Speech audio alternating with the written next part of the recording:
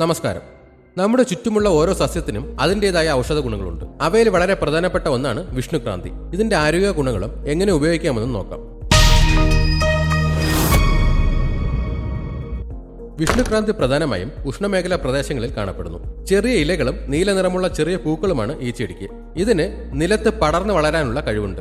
നാട്ടിൻ പുറങ്ങളിൽ ഇതിനെ വിഷ്ണുക്രാന്ത, കൃഷ്ണകാന്തി എന്നെല്ലാം വിളിക്കാറുണ്ട്. വിഷ്ണുക്രാന്തി ബുദ്ധി വർദ്ധിപ്പിക്കാൻ നല്ലതാണ്. തലച്ചോറിന്റെ പ്രവർത്തനങ്ങളെ ഉത്തേജിപ്പിക്കാനും ഓർമ്മശക്തിയും ഏകാഗ്രതയും കൂട്ടാനും ഇത് സഹായിക്കുന്നു. കുട്ടികളിലും മുതിർന്നവരിലും ഒരുപോലെ ഇത് ഫലപ്രദമാണ്. മാനസിക പിരിമുറുക്കം, ഉത്കണ്ഠ, വിഷാദം എന്നിവ കുറയ്ക്കാൻ വിഷ്ണുക്രാന്തി സഹായിക്കും. നല്ല ഉറക്കം കിട്ടാനും ഇത് ഫലപ്രദമാണ്. നാഡീവ്യവസ്ഥയുടെ ആരോഗ്യം മെച്ചപ്പെടുത്താൻ ഇത് വളരെ ഉത്തമമാണ്. അപസ്മാരം പോലുള്ള രോഗങ്ങൾക്ക് ആയുർവേദത്തിൽ ഇത് ഉപയോഗിക്കാറുണ്ട്.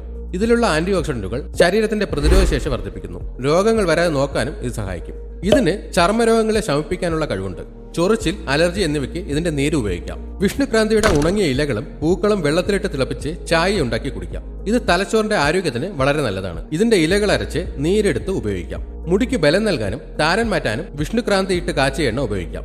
ഇതുപോലെയുള്ള ഹെൽത്ത് ടിപ്സിനായി ഈ ചാനൽ ഇപ്പോൾ തന്നെ സബ്സ്ക്രൈബ് ചെയ്യുക.